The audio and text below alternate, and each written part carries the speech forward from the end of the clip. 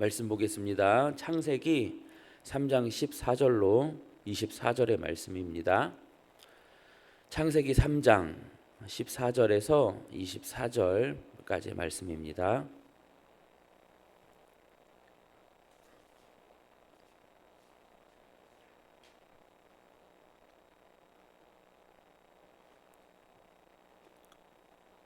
찾으신 줄 알고 우리 한 목소리로 봉독합니다.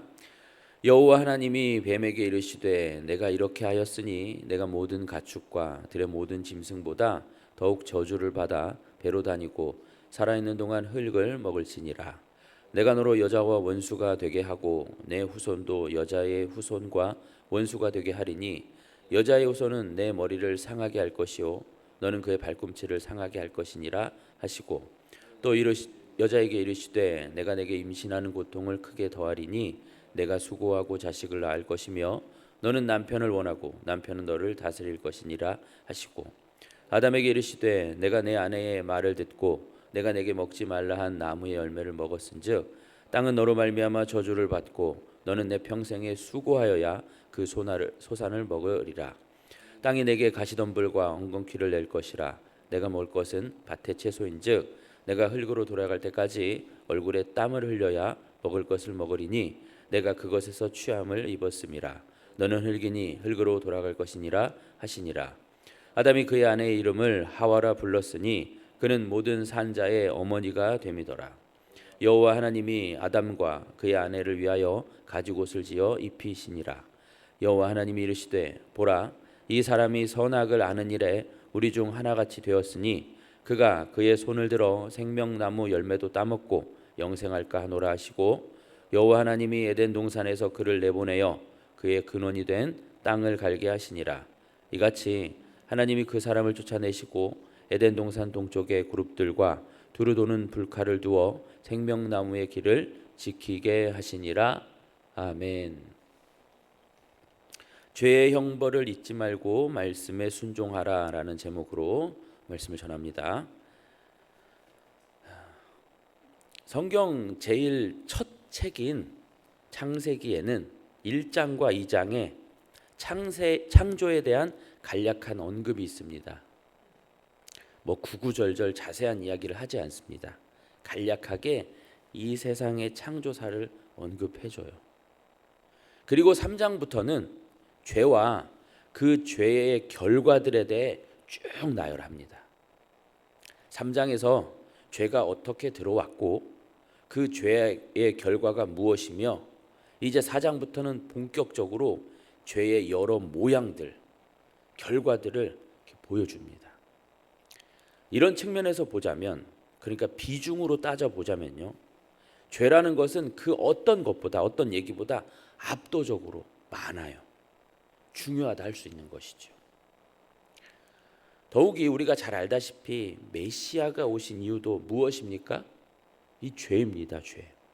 이 죄에서 구원하시기 위해 오신 거예요. 그 죄로 인해 하나님의 아드님께서 이 땅에 오시어 십자가에 달려 죽으신 것이죠. 그러니까 거듭 말씀드리고자 하는 것은 이 죄라는 것은 나쁜 것이면 자명한 얘기고 동시에 너무나도 중요한 얘기다 할 수 있는 거죠. 죄라는 것이요. 그 죄를 인간이 지었습니다. 우리 시조 아담은 무죄한 상태로 태어났지만 죄를 범해버려요. 여기서 무죄한 상태로 태어났다 이 말을 우리가 오해하면 안 돼요. 무죄한 상태라는 말은 말 그대로 죄가 없이 태어난 것일 뿐이에요. 우리 시조 아담은 죄가 없이 태어났을 뿐 죄를 지을 수 있는 존재였던 거죠. 그러니까 우리 시조는 죄를 지을 수도 있고 안 지을 수도 있는 그런 상태로 태어났다라는 것입니다.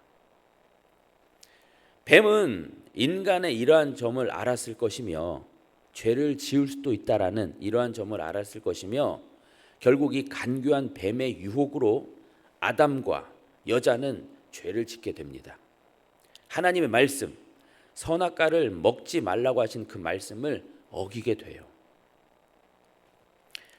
그런데 하나님이 애시당초 그렇게 말씀을 어기고 선악과를 따먹을 경우 어떻게 하신다고 했냐면, 어떻게 하신다고 했죠? 반드시 죽는다 그러셨어요. 무트타 무트. 응? 원어로 보면요, 죽고 또 죽어. 그러니까 반드시 죽는다는 얘기예요.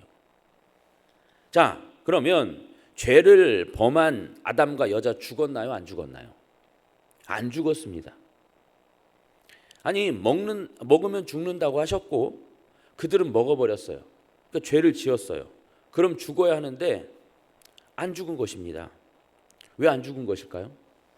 하나님께서 허언을 하시는 걸까요? 하나님은 반드시 죽는다고는 하셨어요. 그죠? 그러나 즉시 죽는다고는 안 하셨어요.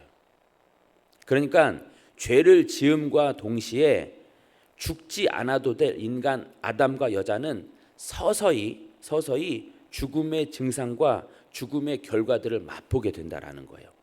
그러니까 바로 죽지는 않지만 서서히 죽어가게 되는 운명을 갖게 됩니다. 죄를 지음과 동시에 죽음은 시작되는 거예요. 즉시만 아닐 뿐이지. 자, 이 죽음 안에 무엇보다 중요한 것은 뭐죠? 우리가 잘 알다시피 영적인 죽음, 곧 하나님과의 단절이 포함되는데요. 죄를 짓고 난 후 아담과 여자는 서서히 하나님에 대한 지식을 상실하게 됩니다. 하나님을 몰라보는 거예요. 어떤 식으로 몰라보냐? 그분이 어떤 분이신지. 그래서 하나님 앞에서 뭘 해요? 거짓을 말해요. 핑계를 대고 책임 전가를 하는 우스운 꼴을 비치는 겁니다. 아니, 하나님이 그걸 모르실까요? 네. 그런데 하나님과의 단절로 말미암아 그렇게 하나님을 아는 지식이 서서히 상실됩니다. 그리고 뭐라고요? 하나님 앞에 숨었다, 이런 표현도 해요. 하나님 그걸 모르신다고? 자신들의 거짓을, 자신들의 핑계를 하나님이 속아주실 줄 아는 거예요. 거듭 말씀드리지만 하나님과의 단절로 하나님을 아는 지식이 상실되어 갔다는 걸 보여주는 것이죠. 여하간 죄를 지은 인간에게 하나님은 나타나십니다. 그리고 그들을 추궁하세요. 아담에게 먼저 추궁하시고 그리고 여자에게 하시더니 뱀에게는 어떻죠? 추궁이 없습니다. 오늘 본문이 말하듯 뱀에게는 그저 심판을 선고해버려요. 너 왜 그랬어?가 아니라 심판을 선고해버립니다. 그리고 그 유명한 구절 15절, 3장 15절이 등장하는데 우리가 흔히 뭐라고 하죠? 3장 15절을 원시복음 뭐 이렇게 얘기를 하죠. 우리 15절을 같이 한번 읽어보겠습니다. 시작. 내가 너로 여자와 원수가 되게 하고 내 후손도 여자의 후손과 원수가 되게 하리니 여자의 후손은 내 머리를 상하게 할 것이요 너는 그의 발꿈치를 상하게 할 것이니라 하시고, 네, 여자의 후손으로 오실 메시아가 뱀의 머리, 즉 뱀의 권세, 뱀으로 말미암는 모든 나쁜 결과들을 깨뜨리신다, 이 얘기예요. 뱀으로 말미암아 찾아온 죄의 결과를 여자의 후손 메시아로 해결할 것이다, 이런 구원의 메시지를 주시는 거죠. 그러니까요, 이게 무슨 말씀이냐면 용서의 말씀이거든요. 엄청난 죄를 지금 저질렀단 말입니다. 그런데 너무 어처구니 없이 하나님은 용서의 말씀을 해버리시는 거예요. 이제 여기에 많은 얘기들이 필요하지만 생략하고요. 지금 이 말씀, 15절의 말씀은 그들 아담과 여자의 죄를 뱀에게 돌려버리시고 구원의 길을 마련하신다, 요 얘기를 갑자기 넣었어요. 그런데 여기서 끝이 아닙니다. 용서하시고 그들에게 살 길을 마련해 주시지만 무엇은 남았어요? 형벌은 남았어요. 물론 이 형벌도 감면된 형벌로서 죄를 깨닫게 하기 위한 징계인 셈입니다. 징계를 주시는 거예요. 내용 관찰 1번입니다. 하나님께서 죄를 지은 아담과 하와에게 각각 어떤 형벌을 내리십니까? 우리 16절 한 절만 같이 읽어보겠습니다. 시작. 또 여자에게 이르시되 내가 내게 임신하는 고통을 크게 더하리니 내가 수고하고 자식을 낳을 것이며 너는 남편을 원하고 남편은 너를 다스릴 것이니라 하시고, 어떤 징계죠? 여자에게 어떤 징계예요? 여자에게는 임신과 해산과 육아의 고통을 주신다라는 거예요. 죄를 짓기 전에는 임신, 해산, 육아의 고통이 없었을 거예요. 아무렇지 않았을 거예요. 그러나 범죄 후에는 임신과 해산이 고통스럽고 또 낳은 후에도 아이를 키우는 것이 어렵게 된다, 이 말씀이에요. 그뿐 아닙니다. 너는 남편을 원하고 남편은 너를 다스릴 것이니라. 다시요. 너는 남편을 원하고 남편은 너를 다스릴 것이니라. 무슨 말씀일까요? 새 번역 성경이 잘 번역했어요. 원어를 잘 번역했는데 한번 들어보세요. 네가 남편을 지배하려고 해도 남편은 너를 다스릴 것이다, 이렇게 해요. 즉 여자가 남편을 지배하려고 한다는 겁니다. 그러나 남편이 다스리게 될 것이란 말이죠. 즉 서로 싸우게 된다는 얘기예요.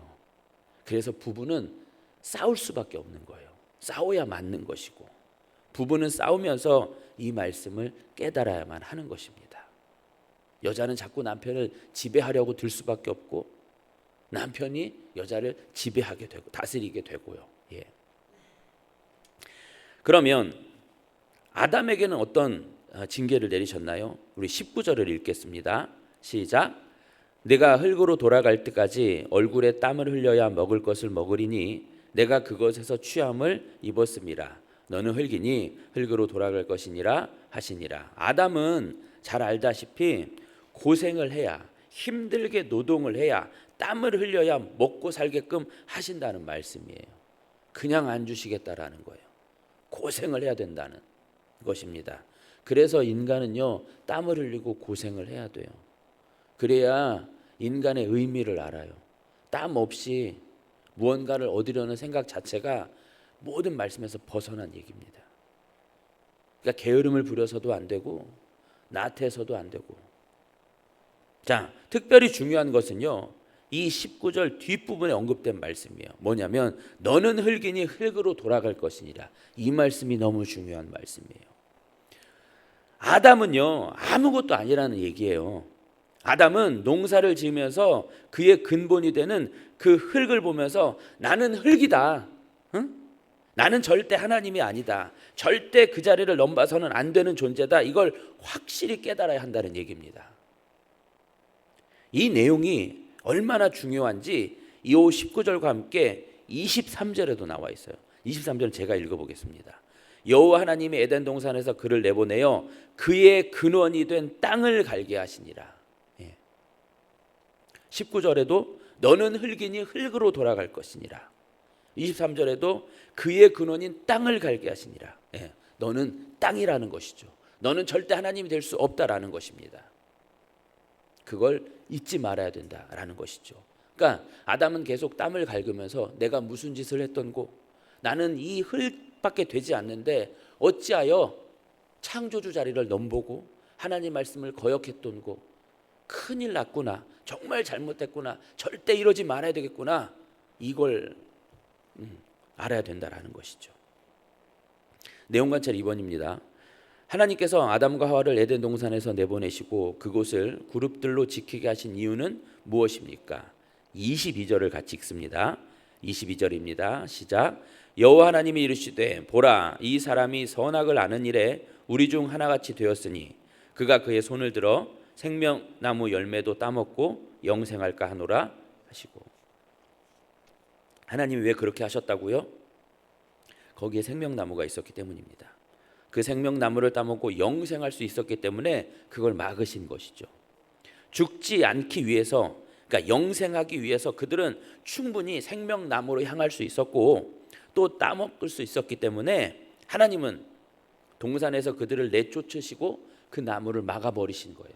그런 조처를 취하신 겁니다. 생명나무와 선악을 알게 하는 나무, 이 관계도 좀 있지만 이건 나중으로 가고요. 자, 바로 연구와 묵상 3번으로 가겠습니다. 하나님께서 아담과 하와를 에덴 동산에서 내보내시고 영생하지 못하도록 하신 이유는 무엇입니까? 우리가 충분히 유추할 수 있어요. 만약 그들이, 그러니까 범죄한 아담과 여자가 그 생명나무의 열매를 따먹고 영생하게 된다면 어떻게 될까요? 여러분, 그것만큼 세상 비참하고 그것만큼 저주는 없을 거예요. 죄를 가진 채, 그 무시무시한 죄를 가진 채 영원히 살게 된다면 그게 과연 복일까요? 안 그래요. 아닙니다. 그건 저주입니다. 죄를 가진 채 영원히 살게 된다? 그것만큼 저주는 없습니다. 그런 상태로는 절대 안 돼요. 그래서 막으신 겁니다. 하나님은 그들과 우리에게 영생을 주실 거예요. 그러나 죄를 다 씻으신 후에, 죄의 문제를 다 해결하신 후에 영생을 주시는 겁니다. 아멘. 에덴 동산의 동산지기인 하나님은, 에덴 동산의 동산지기이신 하나님은 범죄한 그들을 아픈 마음으로 내보내세요. 동산에서. 그러나 신약에 다른 동산지기가 등장하시죠. 어떤 동산지기죠? 예수라는 동산지기요. 그분이, 예수라는 동산지기가 자신의 죽음으로 죄의 문제를 해결하고선 영생의 동산에 불러들이시는 거예요. 우리 그 구절을 한번 찾아볼게요. 조금 번거롭시겠지만 요한복음으로 가보겠습니다. 요한복음 20장 15절. 자, 신약성경 요한복음 20장 15절입니다.